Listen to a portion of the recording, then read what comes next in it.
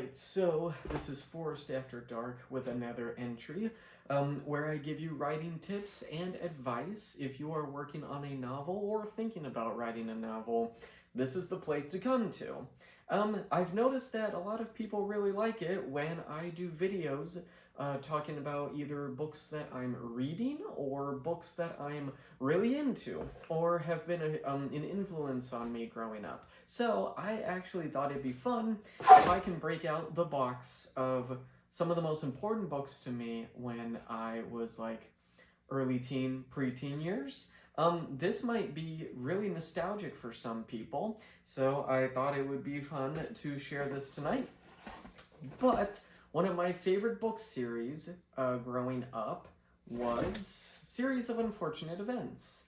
And by Lemony Snicket, although for those of you who've read these books, you know that that's just a pen name. Real name of the author is Daniel Handler. And the Series of Unfortunate Events books was a massive influence for me on my life. And the crazy thing about these copies, too, is, first of all, these are like the original copies of these books. And by the way, I have all of them.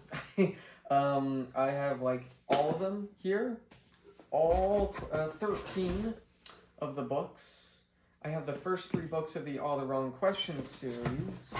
I do not have the 4th one. I meant to get it. I've read all 4 of them, but I just never got around to getting the 4th one. But yes, I do have all 13 of the Series of Unfortunate Events books. This one is actually pretty damaged. I bought it really used, and then I never bought it I never bothered to get a different copy.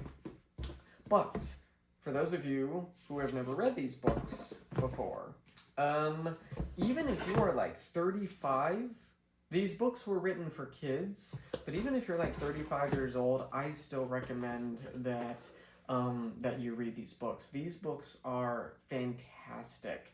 They are, it is, for me, it is the best children's series I ever read.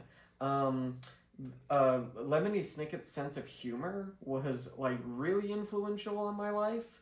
I do tend to kind of like tap into Lemony Snicket's sense of humor a little bit, whether it's just, in real life or in writing. I love how these books were honestly kind of really, like when you think about it, these books were really, really ahead of their time. In the 7th book, The Vile Village, okay, hold on. I need to rewind a little bit. For those of you who don't know, these books are about 3 orphaned children whose parents died in a fire that destroyed their entire home. And they end up being taken into the care of a distant relative of theirs named Count Olaf.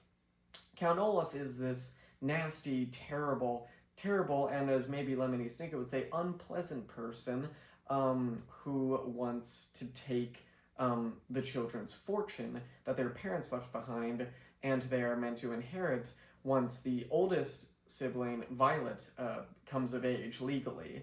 And Count Olaf wants to basically take that fortune for himself. And all throughout the books, he chases the children around everywhere. Whenever they're sent off to another guardian, Count Olaf will just disguise himself to fool the guardian and try to get to the children.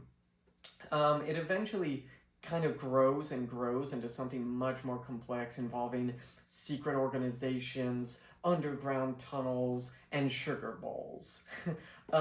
It's really, really fascinating. I absolutely loved these books. I bet you if I reread them now, I would probably still really enjoy them. I can't wait to read them to my children. If I were to ever write, like books that were specifically meant for children, it would probably be something close to this. Now, the funny thing about these books is that they are very depressing. They are very dark. But Lemony Snicket always kind of makes sure to infuse this sense of humor into the book so that it never just falls deeply into, apathy. Like the readers just become apathetic of what's going on and stuff like that. They're funny as well as depressing. And I love the way these books are written, the way Lemony Snicket would he would use a particular word that might be a little more complicated than what you might find in a children's book, and then follow up by saying a word which here means, and then give like a definition for that word. Sometimes he gives a legitimate definition. Sometimes he just says something that is meant to be funny. And I love that. So to kind of go back to what I was saying before about how I felt like these books were ahead of their time, is in the seventh book, The Vile Village, the children, who are known as the Baudelaires, or the Baudelaire orphans, they're basically accused of murdering Count Olaf. Now, of course, they didn't, but they are falsely accused of it. Count Olaf is disguised as a police detective and makes this obviously false observation that the Baudelaires are responsible for murdering Count Olaf. And not only is the Baudelaire's guardian, which is an entire village, by the way, kind of a play on the phrase, it takes a village to raise a child, the whole village is completely fooled, into believing that the Baudelaires murdered Count Olaf by the man who is Count Olaf, but disguised as a police detective.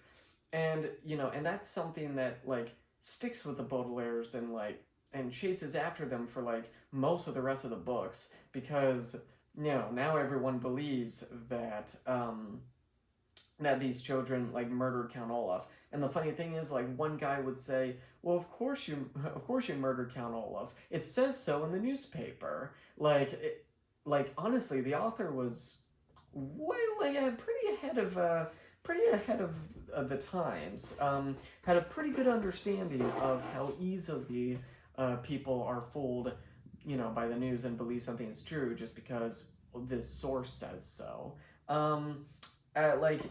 All throughout the books, Daniel Handler just kind of gets, he pokes fun at and has does commentary on some of the most ridiculous aspects of society, ridiculous aspects of humanity.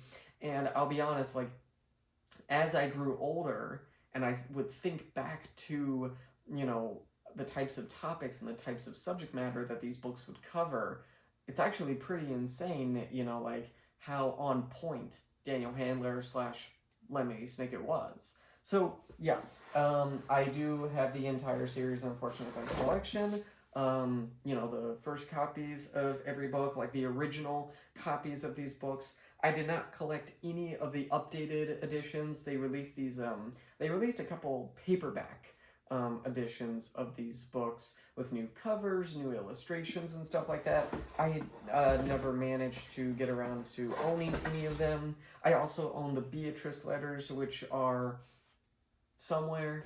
I'm not entirely sure where it is, but I do own that. The only thing that's directly connected to the series of Unfortunate Events books that I don't own is Lemony Snicket's unauthorized autobiography. I did read it, but I never got to own it. I'm kind of sad that I never got around to owning it. I should probably go online and buy it at some point.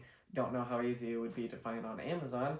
I should try, though. No, the series of Unfortunate Events books were massively influential to me as a kid, and something that I still remember to this day, would read again if I had the time, and would absolutely allow my kids to read them. Because not only are they just really compelling and engrossing stories that gets into like all these really awesome mysteries and and webs and everything, but it's also like oddly educational.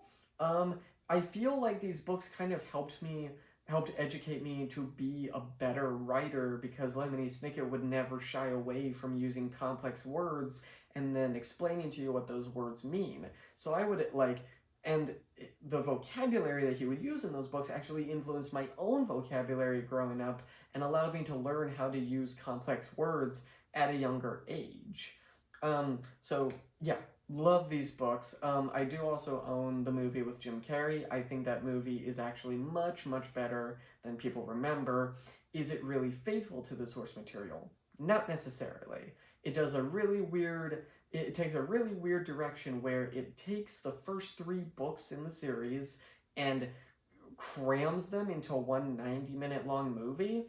So there's a lot of stuff that you might remember from those first three books that you would have liked to see get adapted into the movie that the movie simply does not have the time to do. So again, it is really, really weird. It also takes the ending of the first book and moves it over so that chronologically it happens after the events of the third book.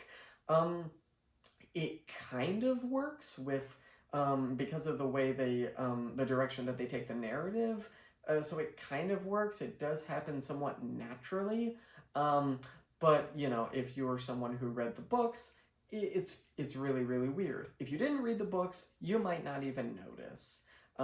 Also, funny thing, the very first time I watched the movie, it was after having only read the first book, so it was really, really confusing halfway through when it suddenly diverts into Reptile Room, and, you know, and then, like, obviously I hadn't read books 2 and 3 yet, so it was confusing at first, and then I did read those books, and it made more sense to me. The Netflix series is also really good. That was 3 seasons where it covers all of the books, and that show also diverts from the source material. Still really enjoyable. So anyway, made this video a lot longer than it needed to be. But again, people seem to enjoy it when I would, you know, share like books that were influential to me or books that I was reading.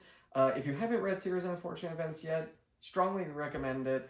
If you have, let me know in the comments section below which book was your favorite, which one of the mysteries that was solved did you really enjoy reading about, and what do you hope that Lemony Snicket might come back and write more for in the future. He did come back and do the All the Wrong Questions series, which kind of covers a storyline for young Lemony Snicket. I also enjoy those as well. Not as good as Series of Unfortunate Events, but I still enjoyed those books. Still has that writing style from Lemony Snicket that's really enjoyable. So yeah, if you want more videos like these, let me know. I'm going through the process of writing my second book in a trilogy of books that I'm writing. First book, The Glass God, is available on Amazon right now. You can find it in a link in the description below. And if you want to get more content like this, I shoot videos where I talk about books and writing almost every night. So you'll be getting content, at least like 5 to 6 videos a week. I'm Forrest. I will see you next time.